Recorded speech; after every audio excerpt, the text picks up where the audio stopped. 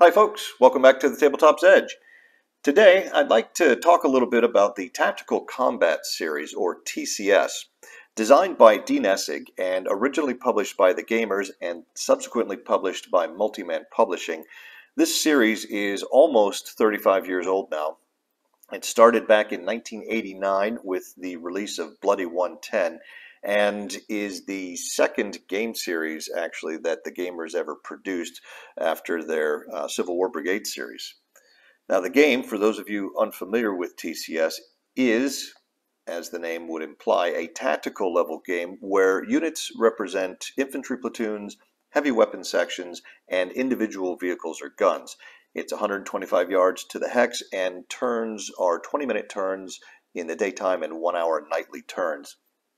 Each of the games is going to see anywhere from a regiment or brigade up to a reinforced division on each side in battles that last anywhere from 1 to 6 or 7 days.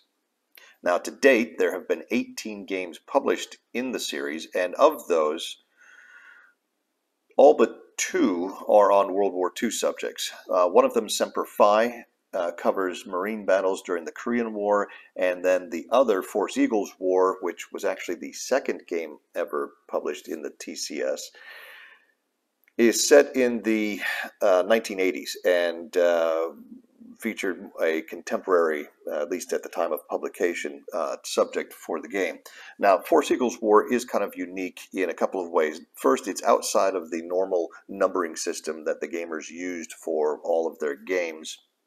So even though Omaha, for instance, is game number 203, it's actually the 4th game ever published with the TCS rules. However, Force Eagles War is the only modern game, at least so far, in the series, and it's also the only game with which the current 4th edition series rules are not backwards compatible with. So Force Eagles War is kind of its own little, almost little sub-series within TCS, and we're just kind of set that off to the side for the time being. Now, I will say that TCS is one of my all-time favorite systems, and curiously, about a couple of months ago, I sat down and really started to think about it and actually play it for the first time in 25 years. Now, that may sound a little odd to you. How can you have a game that's one of your favorite series, favorite all-time games, and you haven't played it in 25 years? And I want to stress that TCS is one of my favorite, not was one of my favorite games. It still is, and I've found over the last couple of months that I've been sort of rediscovering and falling in love with this system all over again. But there's a bit of a story about that 25-year gap, and that's what mostly today's video is going to be about.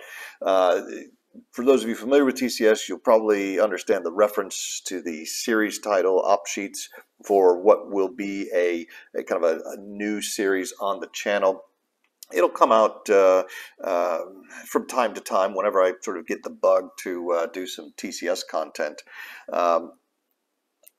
And the videos I do on my channel, there are a couple of goals of them. One of them is, first of all, I like to do stuff on games that I like to play or that I think I might like to play, and that have kind of a scarcity of content that you can find out there on YouTube. So trying to maybe fill in the gaps, if you will, on various games and systems. And for TCS having been around for 35 years and having 18 games published in the series, there's surprisingly little TCS content out there.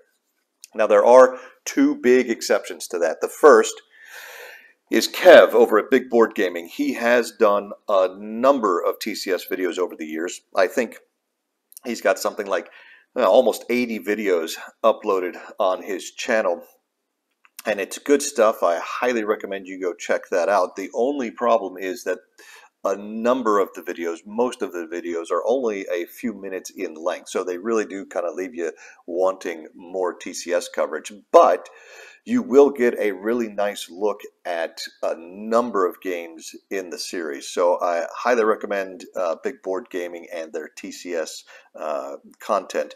The other exception is a series of TCS tutorials done by Lee Forrester. Now, Lee is the developer for, or was the developer for, the 4th edition series rules. So he really knows his stuff when it comes to TCS. He's got about, I think it's about a dozen videos in the tutorial series. Production value is excellent.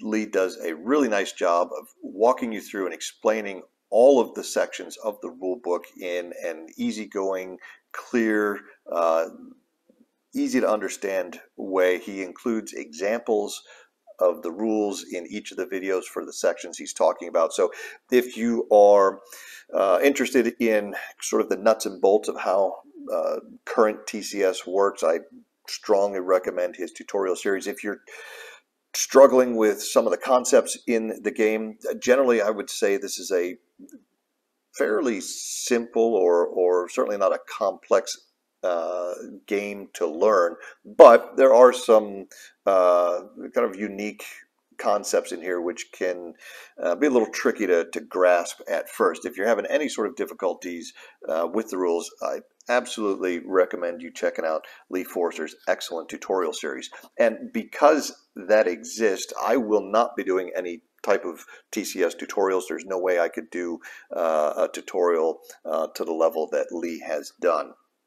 So what you'll see in this series as it goes by are any number of things that are just kind of TCS related. It could be general discussion about the series as a whole. It could be some discussions of individual mechanics or individual game topics, maybe even the occasional playthrough like I've done with Last Blitzkrieg and Whiff on this channel. So kind of all things TCS will sort of fall in this series.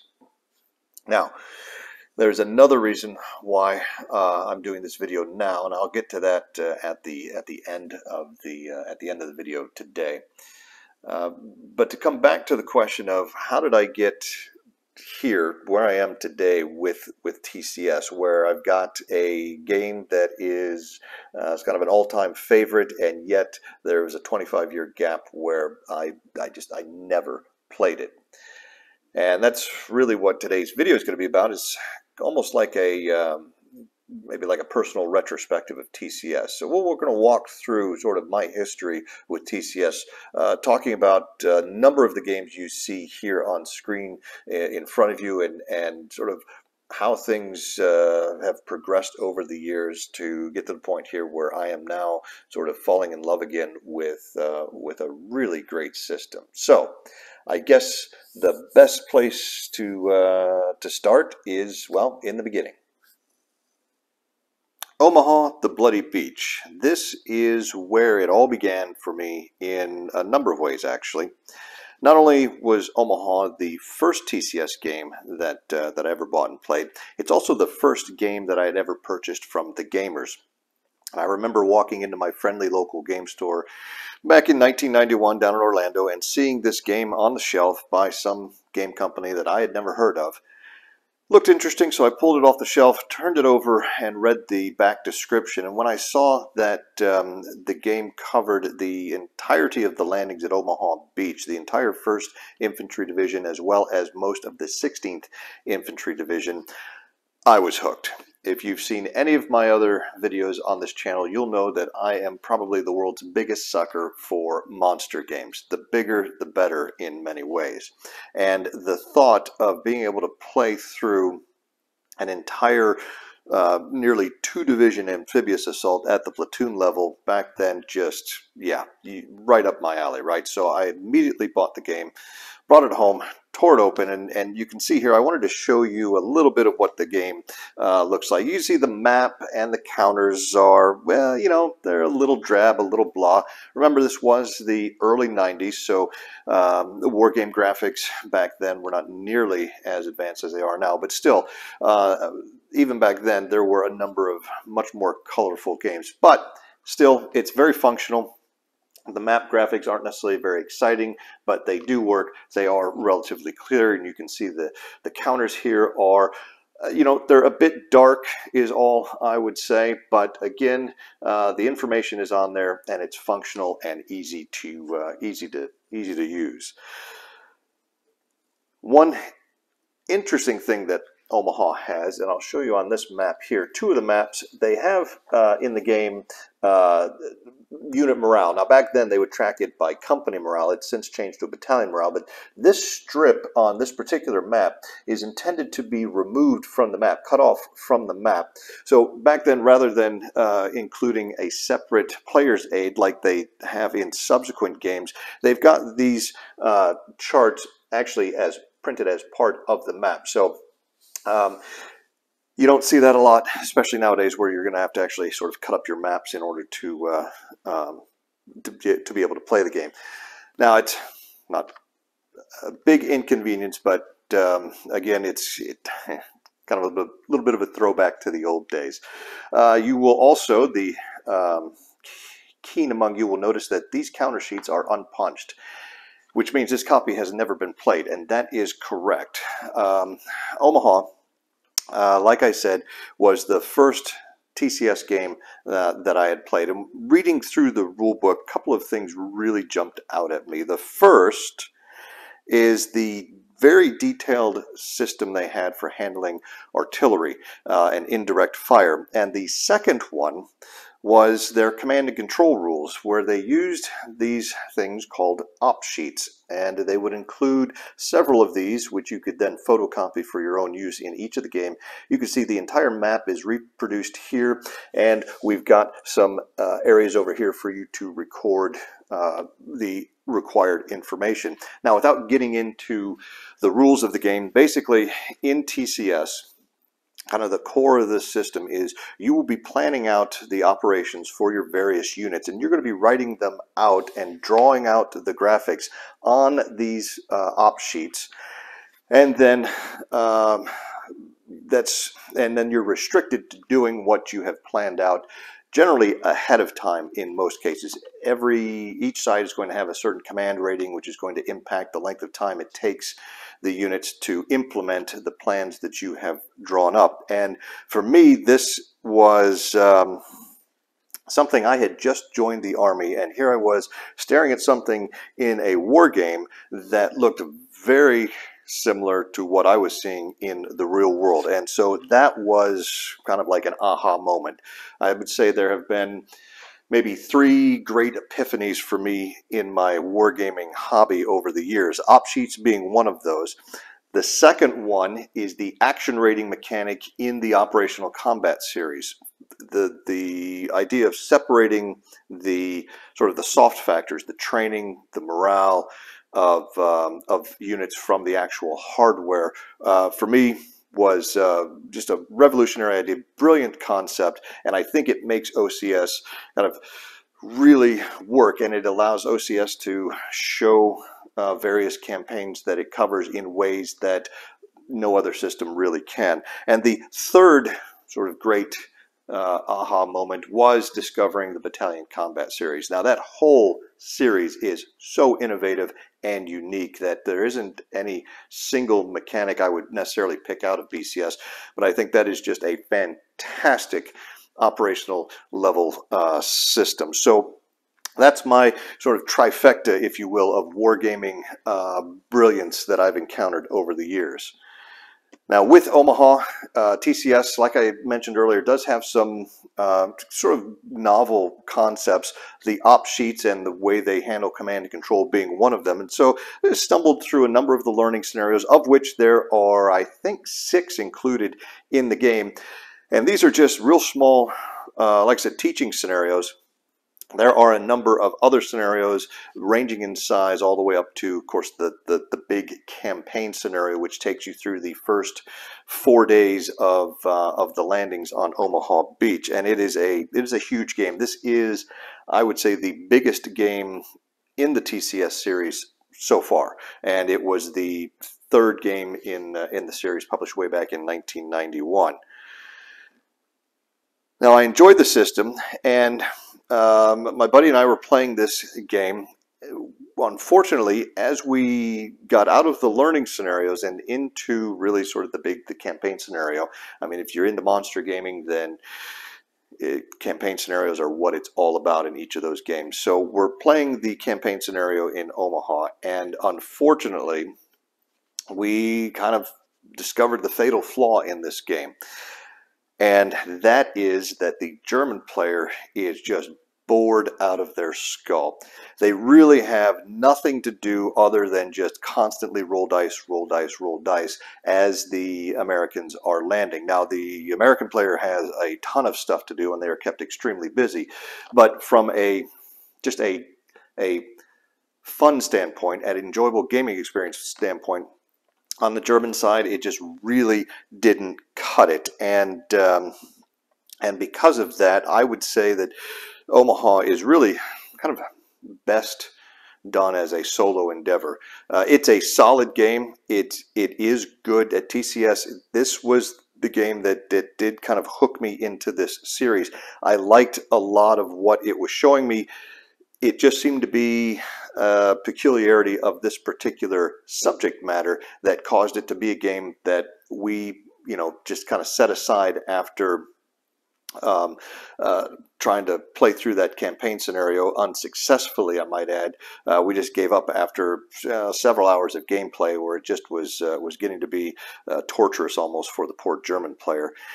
And as a result, down the line, skipping ahead a bit, I went ahead and sold off my copy of Omaha because I figured, well, I'm probably not going to play this ever again. There were a few titles, actually, that I sold off over the years. But recently here, having rediscovered the system, particularly the 4th edition rules, and I'll talk about that later as well, went ahead and wanted to reacquire a copy of Omaha, which is what I've done. And I was able to find this really nice, I mean, just near mint, unpunched copy for a very reasonable price online.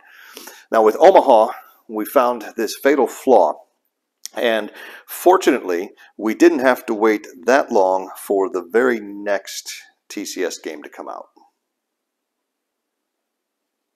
Now, despite that fatal flaw that we discovered in Omaha, we actually enjoyed the TCS system so much that when the next game, Metanica, was released in 1993, I went out and picked it up right away. And 1993 is the beginning of a period where TCS would see games published at almost a feverish pace. There would be 1 to 2 games in the series being released every single year.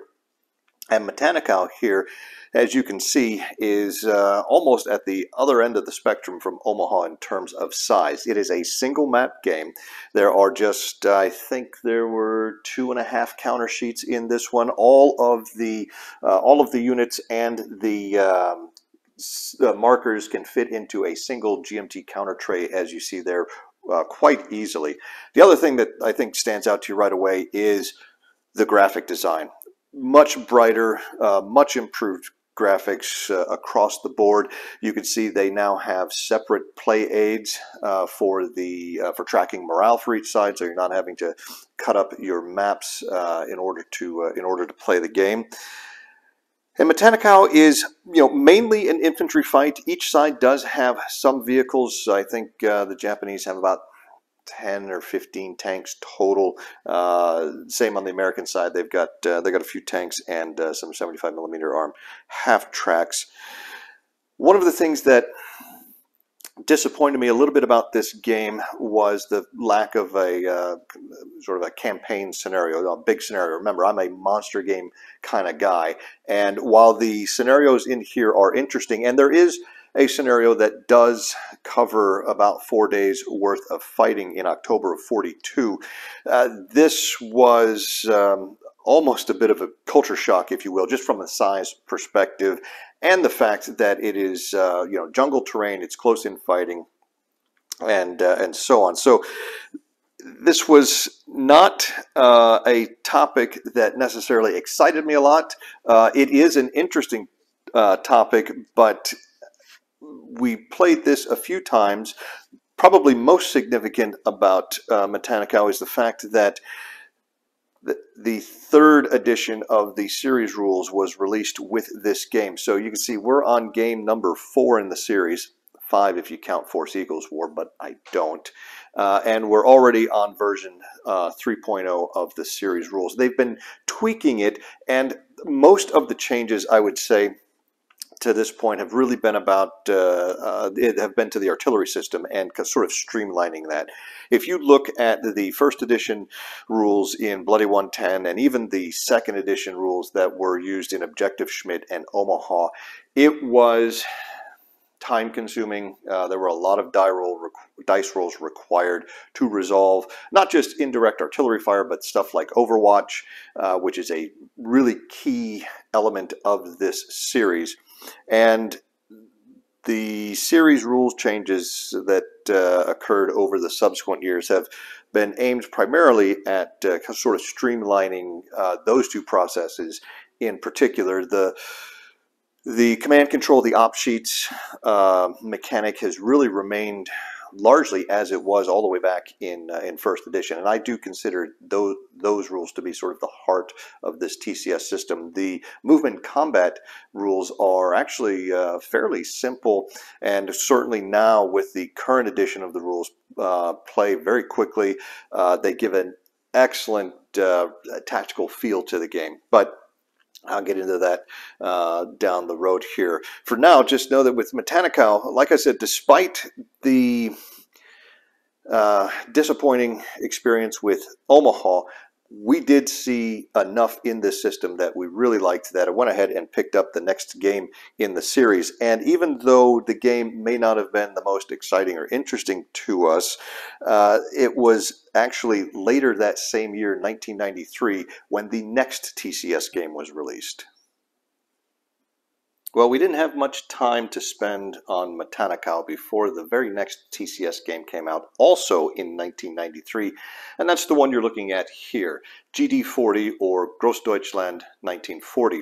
This was the first game in what would be a kind of a subset of TCS games by designer Wig Graves that was going to show the evolution of the Großdeutschland unit from a motorized infantry regiment in 1940 all the way up through a Panzer Corps in 1945 by doing a game on one battle in each year, 40, 41, 42, and so on, featuring this particular unit.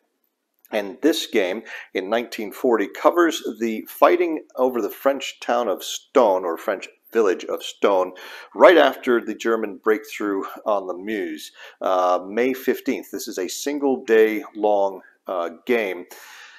Again, it's a one mapper, as you can see, 3 counter sheets which fit very nicely in a single GMT tray, which means you're able to use a counter tray and get everything closed into the box without any difficulties. Another nice thing about most of these TCS games when it comes to storage.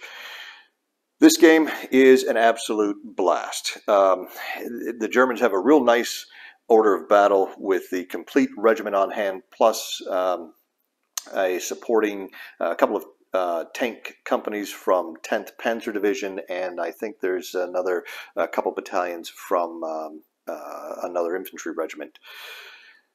The French, on the other hand, the OB is very tank heavy, which you would expect. I mean, it's historically accurate. This is the French 3rd Armored Division attacking and counterattacking at Stone. This is a real back and forth battle. It's an interesting topic. You can see, again, the graphics style is very similar to what we saw in Metanica. The unit counters have gotten much more colorful, much more colorful and lively than they were in the first few games in the series. You can see now the vehicles are in full color. We're looking at more than just kind of that drab black and white, or black, white, gray, and olive drab. This game, I have 2 distinct memories of playing this game back in 93 and 94. The first is when my opponent dropped a couple of smoke missions on the hill face just north of Stone to cover the German advance. And at the time, we're still sort of getting the feeling for the rules and especially how the 3.0 rules work. And he ended up just covering the entire hillside in this massive smoke bank.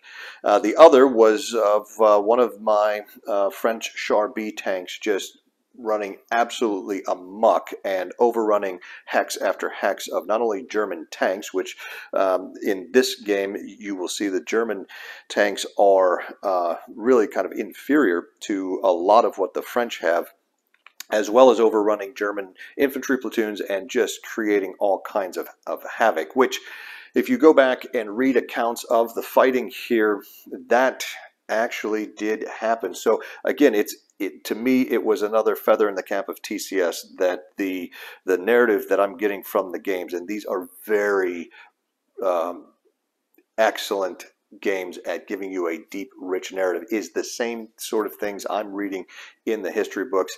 This was an absolute blast to play, and I think one of the factors in why we kind of stopped playing it after a while was, again, there was another TCS game, a new one coming out shortly after this one, and the French OB did seem a bit unbalanced. Now, having come back and looked at this game recently over the last couple months, there are more infantry that the French have than I had recalled over the many years since having played this. But there was this odd feeling that it just doesn't feel quite right with the French having almost a purely armored OB at some points in the game. But still, this game is an excellent game. It is even better with the current version of the series rules and what they've done with the vehicles there. But I don't want to get ahead of myself. We'll get to that here in a few minutes. But GT40 was, again, another really solid entry in TCS. It was on a topic that appealed to me more than Metanica, although there's absolutely nothing wrong with the Metanica subject, and I've been playing that here recently as well. I played a couple of games of that and appreciating Metanica much more now than I did back in '93.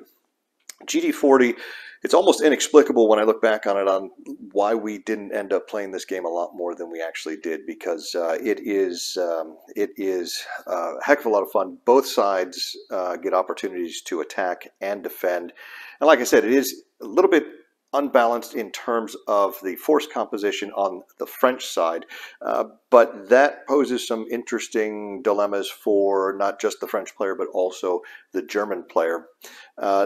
This is, I would rate this now when I look at the TCS series today and my recent experience combined with what I played back in the 90s, I would say GT40 is near the top of the list as far as TCS games go. If you're looking for a good TCS game, you won't go wrong if you end up with GT40. Hunters from the Sky, released in 1994. This, I think, had at least a little something to do with why we didn't play more of GT40. My main gaming partner at the time, a big fan of the Mediterranean conflict. The invasion of Crete, therefore, was kind of right up his alley. To date, we had a, I would say, good TCS experience. Omaha, we just had that problem that we felt was unique to that game's historical situation. Nothing really wrong with the rules themselves.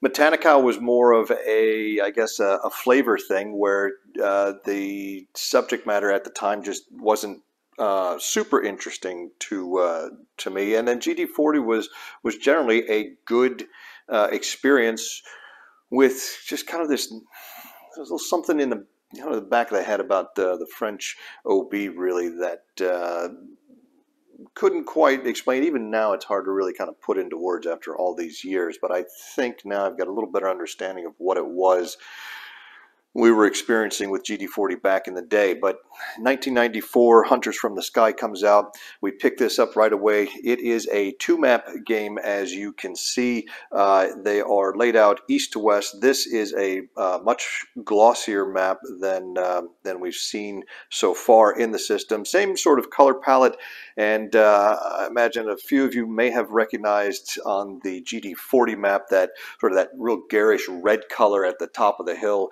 is probably the same color palette that was used in the first Tunisia game in the OCS series. I think they were released just about the same, I think it was the same year, if not very close. Hunters from the Sky, this saw the arrival of the version 3.1 rule. So this is not a big overhaul as you can see by the 3.1 designation, but there are some significant changes in the 3.1. The one that jumps out to me the most is that they've switched from tracking morale by company to battalion morale, and it was a fairly substantial change in the game. I don't know that I necessarily was a fan of the actual 3.1 battalion morale rules. I don't have an issue with battalion morale versus company morale, and I agree with the rationale they used for making the switch. I just didn't like how they implemented the concept all that much here in 3.1. Anyway, the big issue that I had with Hunters from the Sky is that the game-specific rules tell you not to use op sheets. No op sheets. Those command control rules are basically tossed out for this particular game because of the nature of the airborne drops is what they explain. Now, for me, this almost didn't compute, right? Because as I've said before, the op sheets and the command control are the heart of the TCS system. You take those out, and you have a fairly simple movement and combat tactical game. Now, I will say that the mechanics provide a really nice feel, but to me, it didn't make sense to play a TCS game and not use the op sheets mechanic. So I was very disappointed with this particular game for that reason. And then when we played through it a couple of times, first playthrough, it was fine. It was okay. The second playthrough, the German player wanted to use, didn't want to use the historical drop zones, but plan their own drop. Said fine, sure, no problem,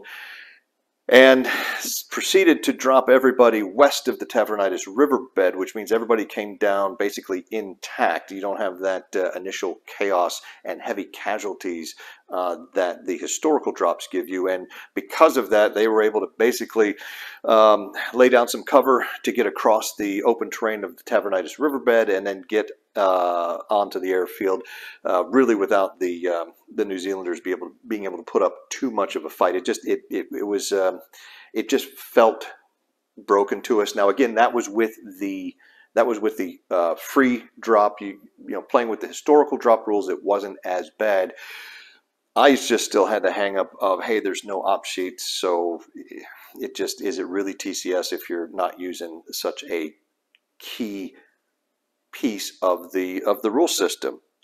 Now, I will say that since the 90s, over on the Gamers Archive website on the TCS page, they have come up with updates for this game, which do include rules to use op sheets. So while I have not had a chance to play Hunters in my sort of recent Renaissance, TCS Renaissance, it's one I'll get to, and I'm looking forward to seeing how the use of the op sheets and the 4th edition series rules is going to change my experience here with Hunters. So this was the first game in the series that I really had a less than positive reaction to and experience with. Now again, this was 1994, and fortunately it wasn't too long before I was able to give TCS another shot. 1995 saw the release of Black Wednesday. Now this game takes TCS to the Eastern Front. February 1943, there is a big Soviet attack up near Leningrad in an effort to try to relieve the siege, and the game features the Spanish Blue Division's defense against that attack on the 10th and 11th of February. This game is a monster game for TCS. Now, it's only 2 maps, and it's only 2 days in length, so it's not necessarily a monster game in terms of number of turns or space, but the Soviet player has 2 1/3 divisions, infantry divisions, that are attacking, supported by some tank battalions, while the German Axis defender has most of the 250th Spanish Infantry Division, along with some tanks and other supporting elements. So in terms of just the sheer number of counters that you're going to be pushing here, this definitely falls into the monster game category. I happen to think that this is the best looking, the prettiest of all of the TCS games, including the recent releases. I just love the earth tones on the map here, although granted it's probably not maybe appropriate for northern Russia in February. Probably should be a rather white and gray map, but great looking map. You can see it's got the defensive trench line here portrayed, and even a FW-190 crash is represented on the map over here that was mentioned in historical accounts of the battle. Now, this game remained one of my favorite games for a long time. The problem with Black Wednesday is, actually before we get to the problem, I did want to mention not only is the map pretty, but also this is the first game that used the enhanced TCS counters, as they were known as. And you can see here the infantry counters now got much more colorful. Again, when you get all of these counters laid out on this map, it really is, I think, an extremely attractive game to play, and it keeps you sort of really engaged with what's going on. The problem, though, is that this game has the same fatal flaw as Omaha does. The defenders are basically sitting in prepared defenses. There aren't a lot of defenders, even though you've got just about all of the Spanish Blue Division. The division was pretty worn down at this point. And the attacker has just waves and waves of units. So for the defender in this game, it's really kind of a lot of drudgery and just repeated dice rolling, dice rolling, dice rolling. Not a lot of decisions to make in the game. Now, with Omaha, once some of the German reinforcements start to show up, once the Americans push through those beach defenses and start to move inland over the next couple of days, it gets a little bit better. But Black Wednesday, though, the defenders simply don't get that many units, reinforcement units, and there's not that much territory to play over once the Soviets push through that initial trench line. So Black Wednesday, as much as I really like this game, and as pretty as it is, it's just not, I think, a viable 2-player or multiplayer game. Certainly it works as a solo enterprise, much like Omaha does. And again, the op-sheets mechanic facilitates solo play in a lot of ways with TCS. So again, Black Wednesday was a TCS game that had so much that I liked about it, and yet there was this one really kind of fatal flaw that sort of ruined the game experience, if you will, when you're looking to play this with more than just one player. And again, it was a situation where I didn't see an issue with the TCS rules so much as it was perceived to be a unique circumstance of the historical subject matter that sort of created this problem with the game. It's, again, this almost the identical thing that we saw with Omaha way back in the beginning. So now we're getting to the point that I've played, I think the 5th TCS game in maybe a 4-year span. And again, the games were coming out fairly quickly, one after the other, with 1 or 2 releases each year. And with each new game, we kept telling ourselves, okay, well, this one will be the one. This one will be the one that's fixed. This one will be the one that's great. This one's going to fulfill the potential that that TCS has. The next game in the series that I bought and played was the next one that was released, and that was this game. Laros, the Island Prize. This game was released in 1996, so just the year after Black Wednesday came out, and has a rather novel subject matter. It is a German amphibious and airborne invasion of a small island in the Aegean Sea that takes place in November 43. And so you don't often think about German airborne offensives that late in the war. One other thing that kind of jumped out about this particular game, and I would consider this game kind of a monster game, although it doesn't fulfill all of the criteria. It fulfills enough of them, I think, to qualify as such. The maps for this game, it's actually a 3-map game, and the maps portray the entire island of Laros. As you can see here, I was only able to get 2 of the maps out on the table here. They are attractive maps. They're using a little bit more muted color scheme than they have for the previous games such as GT40 and Hunters from the Sky. It's a really nice map to play on, and you know, Laros is probably the most Jekyll and Hyde game that I think I have maybe ever played, certainly in the TCS, that's for sure. The first game that I ever played of Laros was probably one of the most fun games I've ever played. I was the defending Commonwealth forces. The Germans landed basically here in the central part of the island. You've got Rachi Ridge here, and it turned into this massive swirling melee, just a real bloodbath. Both sides were taking heavy casualties. We were both maneuvering, attacking, counterattacking. It was an incredibly enjoyable experience. Really, really loved it. Then we set it back up and we played it. We were going to play it again since we enjoyed that first one so much. On the second time around, though, the German player figured out that all he had to do was land way up here in the north at Partini Bay, which is right here on this northern edge of the island. There are a number of landings around the island that the Germans need to capture in order to bring in their heavy equipment by sea. And he figured that he could land up here where there are very, very few Commonwealth troops. Most of the Commonwealth defenders are located down here in the central and southern portion of the island.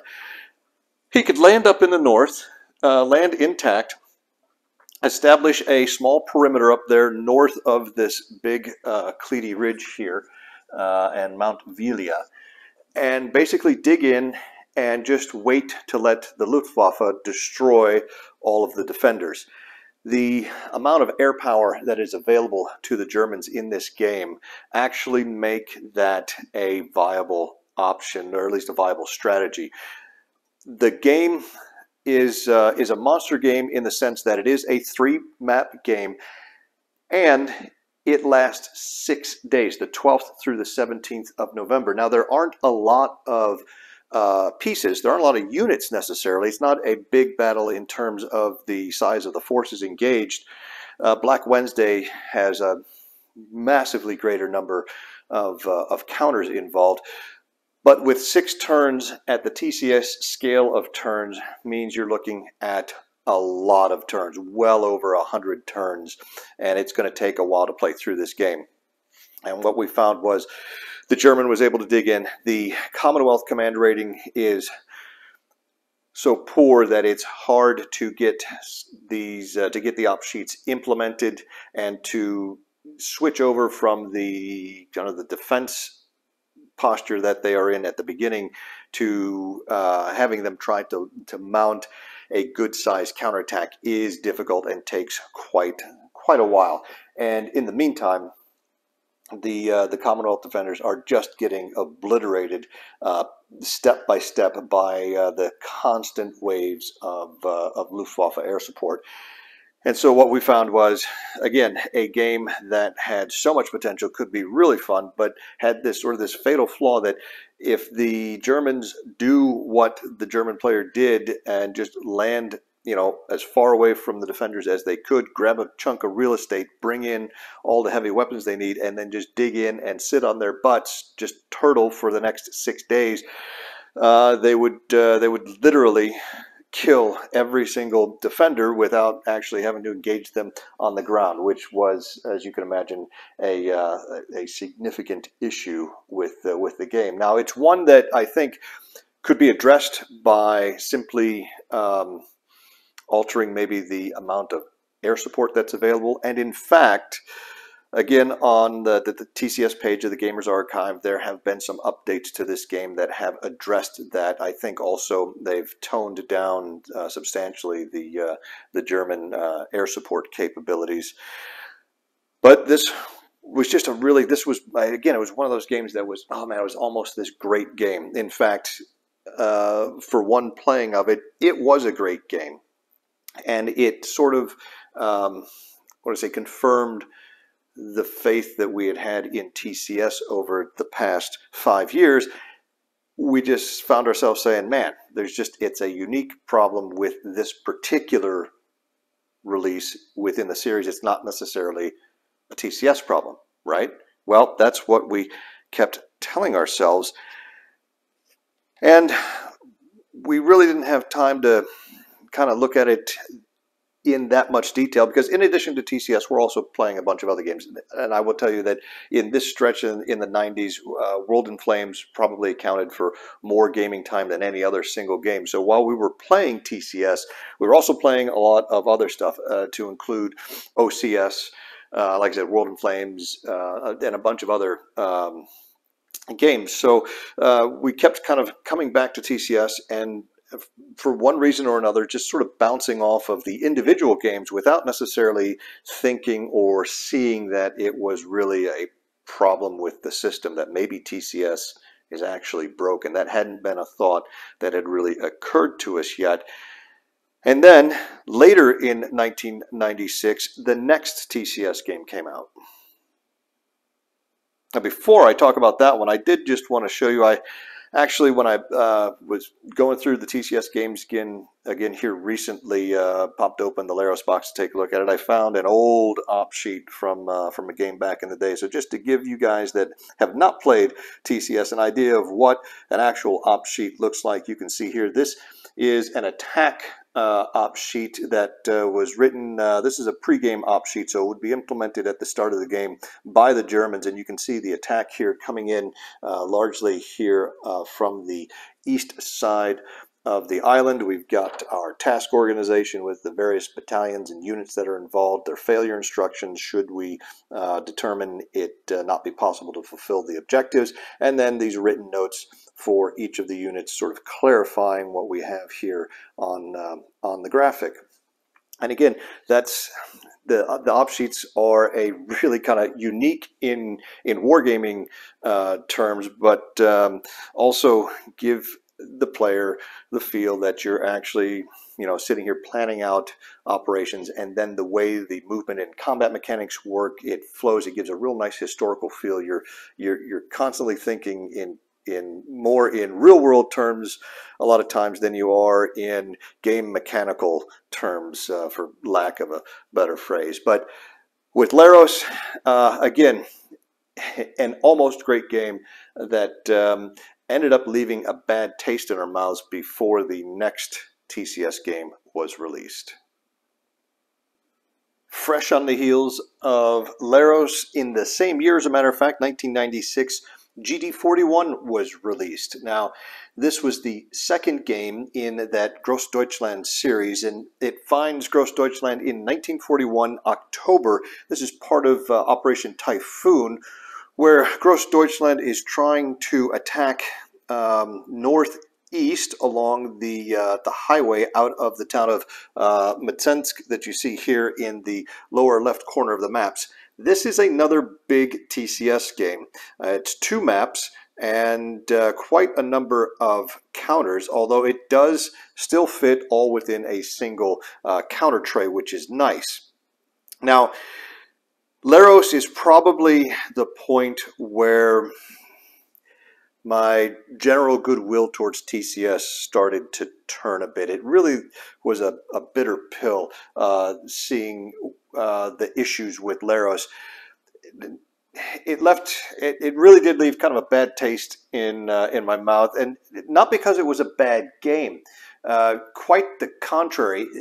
Laros had the potential to be an incredible game, and yet it crashed and burned. And it wasn't just a matter of, well, the game could have been really good, but it was just kind of okay.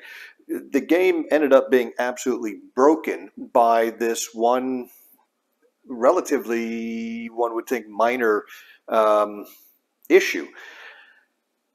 And so with GT41 coming out, GT41 is a game that has a number of tanks and vehicles in it, and it was right around this time that a discussion was raging on the internet, as only discussions can rage on the internet, regarding how well TCS handles vehicles. And the system had always intended to be a fairly straightforward and simple, for lack of a better word, system when it comes to the mechanics of movement and combat, at least regarding infantry and vehicles. The artillery system, I think you can make a pretty good argument that at least in the first edition and second editions was quite detailed and complex and time-consuming. But over the years, with the subsequent revisions to the series rules, they really went a long way in streamlining how the artillery was handled. And certainly by this point, by version 3.1, I think the artillery rules were, I don't want to say much better, but they were much more playable than the original rules, even if they did lack that same kind of detail. And they worked. They worked just fine.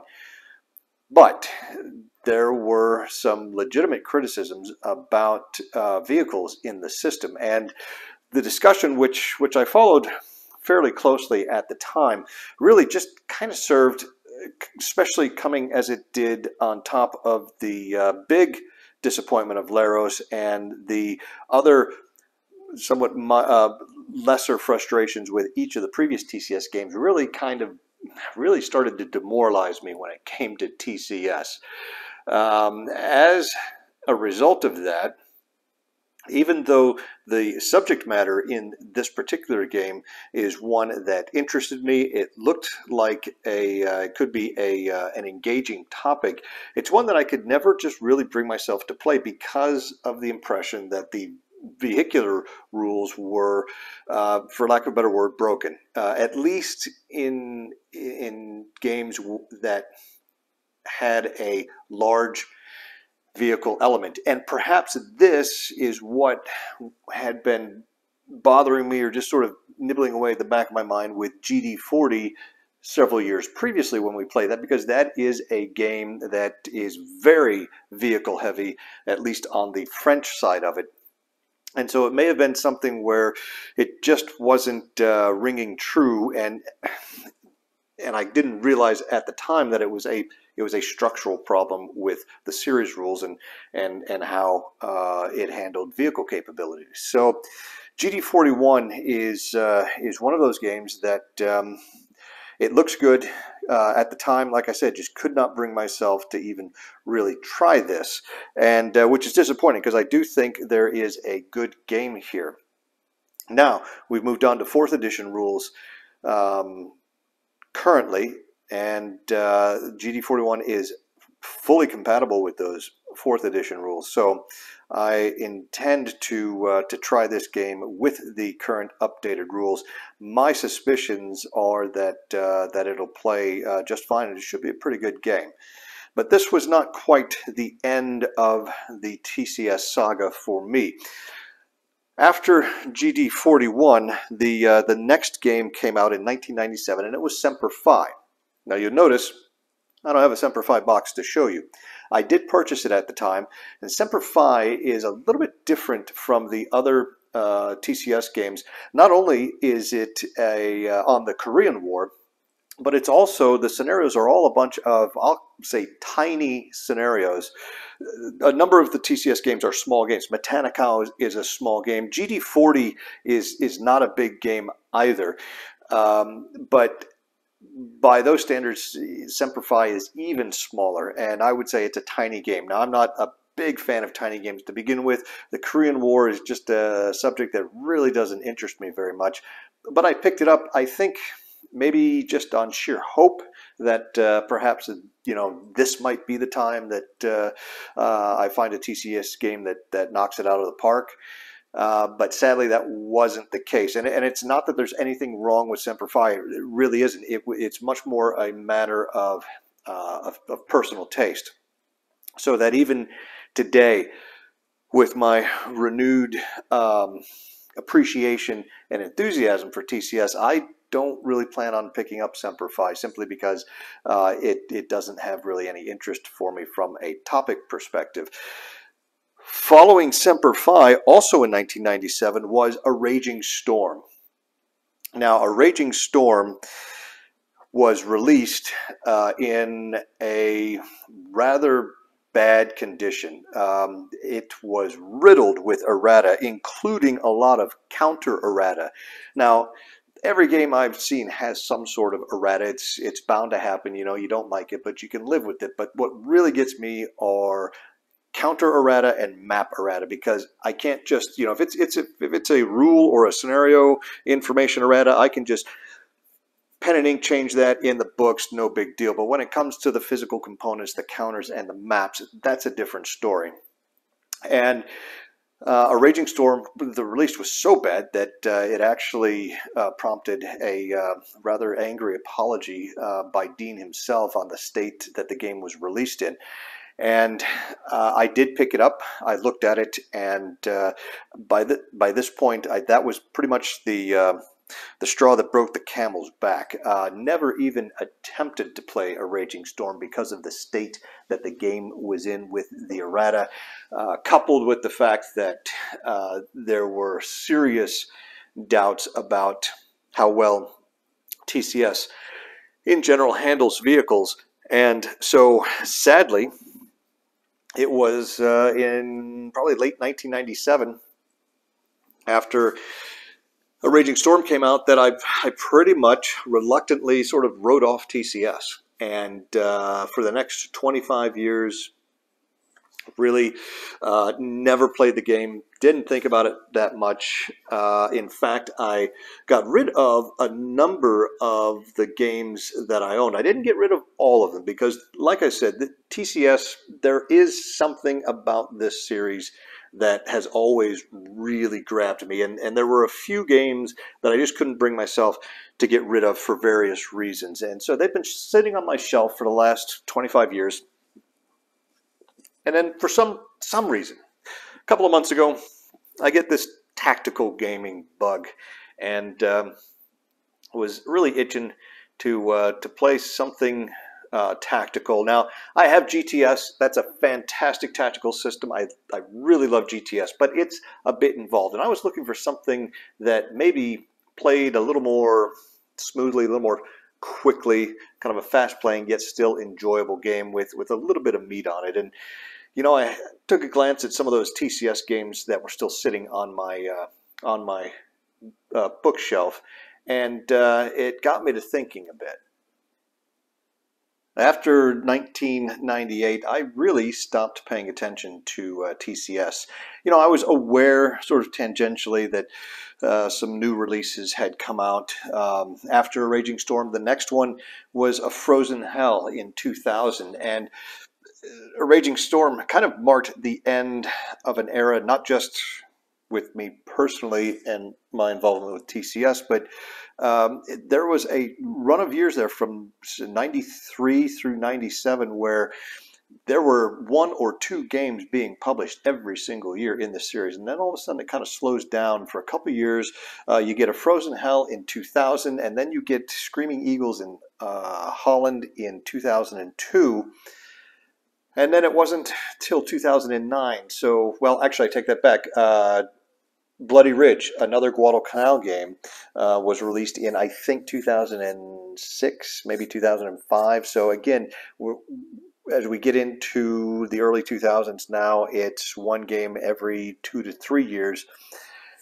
And finally, GT42, the third and long-awaited, at least personally, game in the Gross Deutschland series, was published in 2009. And subsequent to that, I think in 2015, 2016, Canadian Crucible. And since Canadian Crucible, I think the latest publication was Ariete, which is a bagged game. And that was maybe as late as 2020. It's a small, almost entirely armor game, covering the Italian defensive bureau Gubi in the desert. I'm not personally not a huge desert fan. It's okay, but it doesn't really interest me as much as a lot of the other theaters. And it being a relatively small game, mostly armor and bagged, I really don't like bagged games. It's one of a couple of reasons why I don't buy magazine games generally as a rule. Now, I had been aware, too, that a 4th edition of the TCS rules had come out, but, I was kind of in that mindset of, well, TCS, that boat has sailed. I just had no interest in coming back to it. Like I said, until this past spring.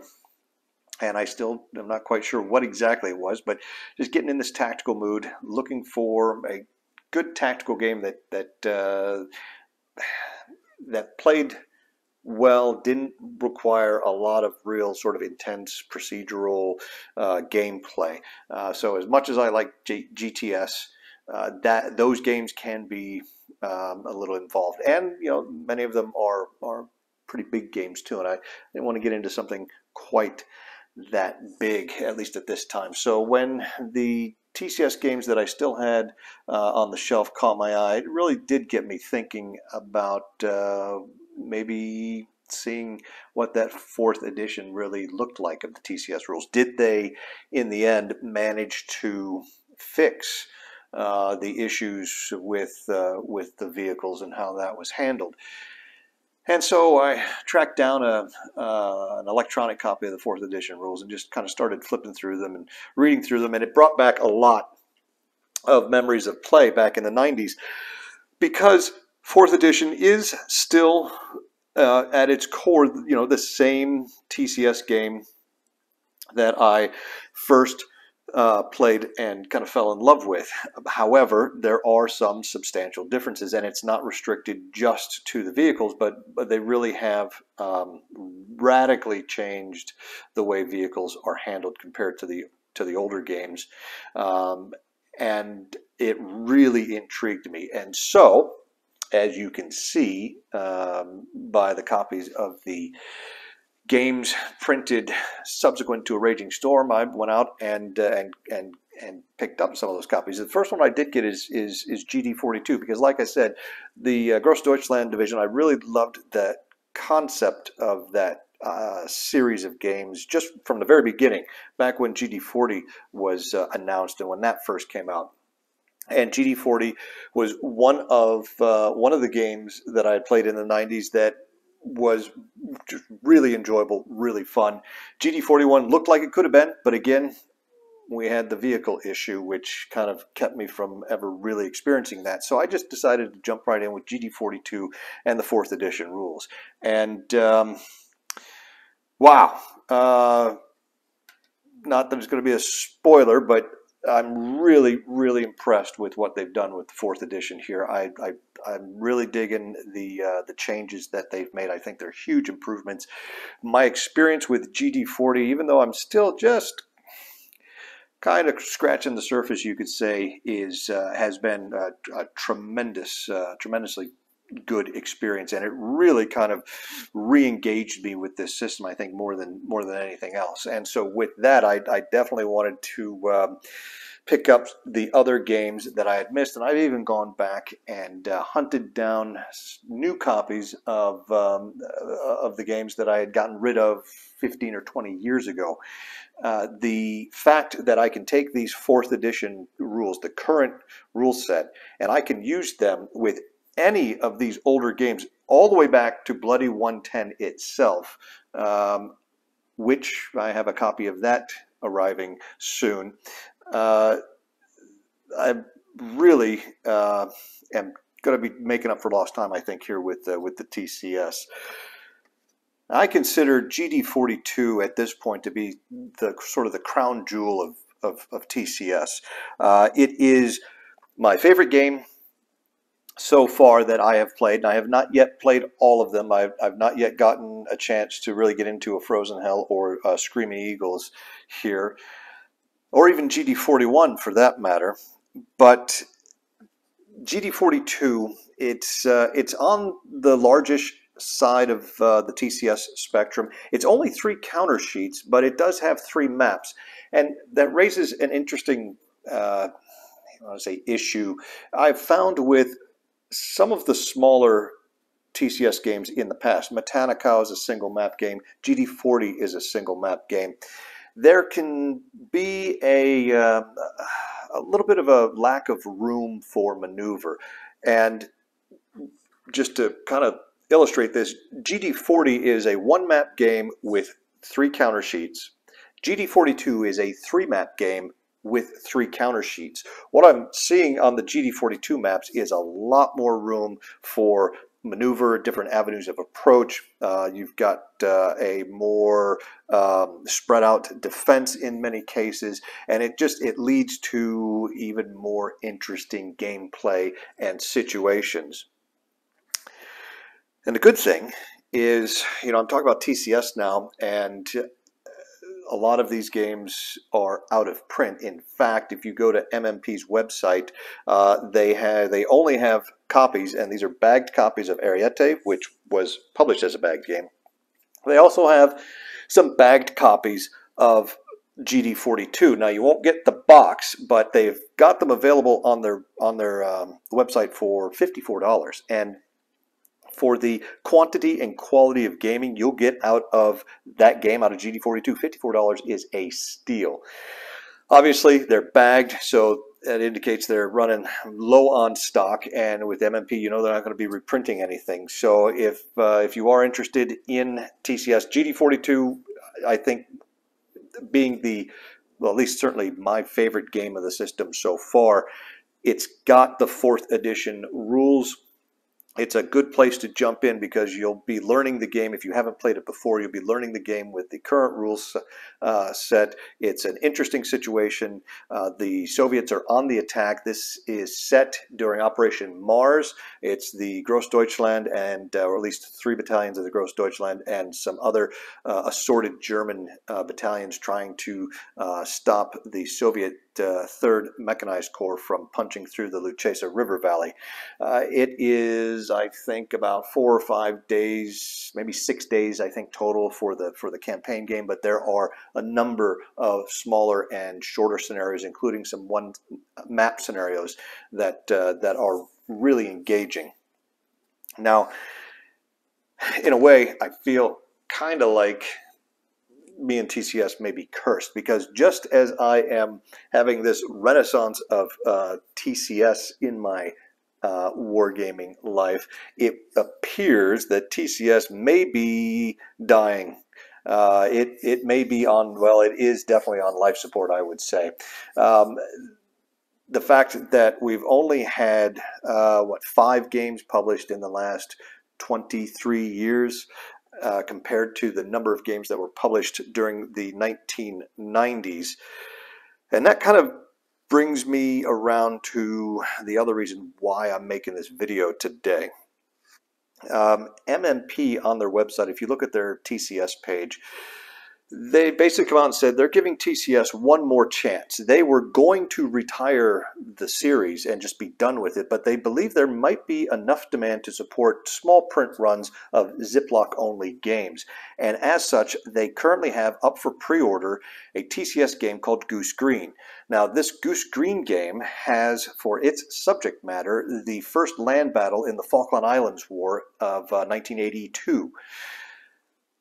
Now, first of all, I think TCS is far too good a system to be retired. I don't know if someone at MMP hates TCS or everyone at MMP hates TCS, or maybe it's just a case of them not getting any decent game submissions for the series.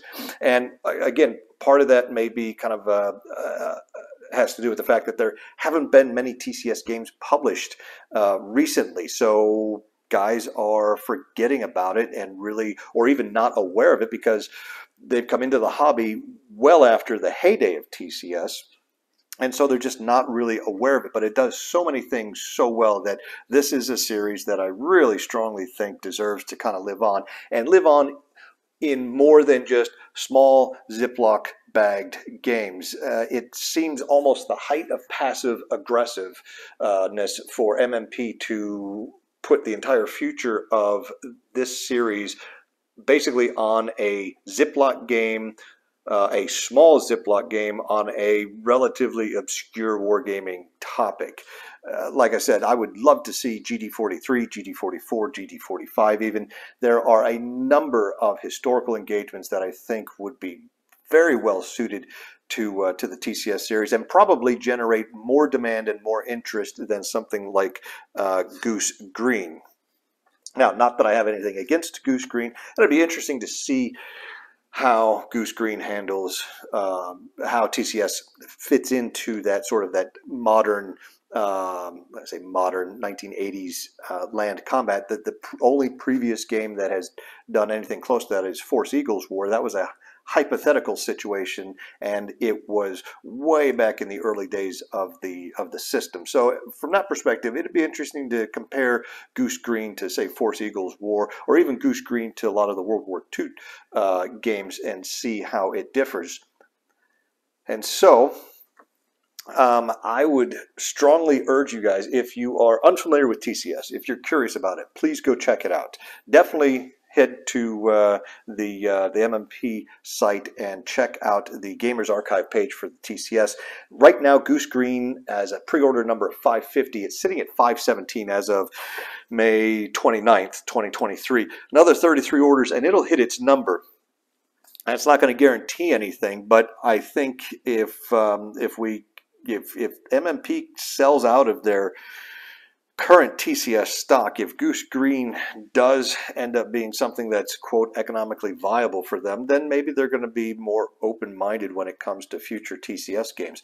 There are a number of designers over the years that have worked on various TCS games. If you guys are out there watching this video, please come up with some additional submissions for us. If you haven't been a designer and you've got an idea, I urge you to work on it. This is a system that really deserves to continue on because of a number of things it does in a very unique way, and I'm going to talk about those in future videos. So just to wrap up for today, it's been a long, often frustrating experience with TCS for me personally. The 90s was really just a long track record of frustration, but that's because it had so much potential, and it seemed each game there was just kind of this one little thing that would kind of derail it until things just finally piled up, and I said, well, I got to walk away from this. But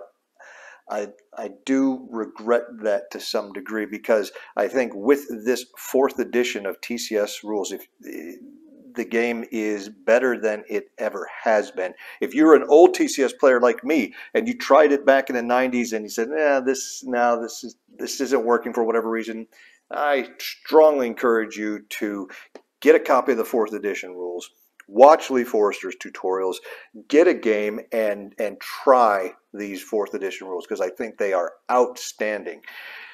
And with that, I think I'm going to leave you all today. We'll be back with future TCS content. For instance, I think I will do a video just on GT42. It won't necessarily be like a formal review, but it'll be a deep dive. We'll get into the game, and I'll show you what's in the game, why I like it so much, why I think it is the best of the TCS games thus far.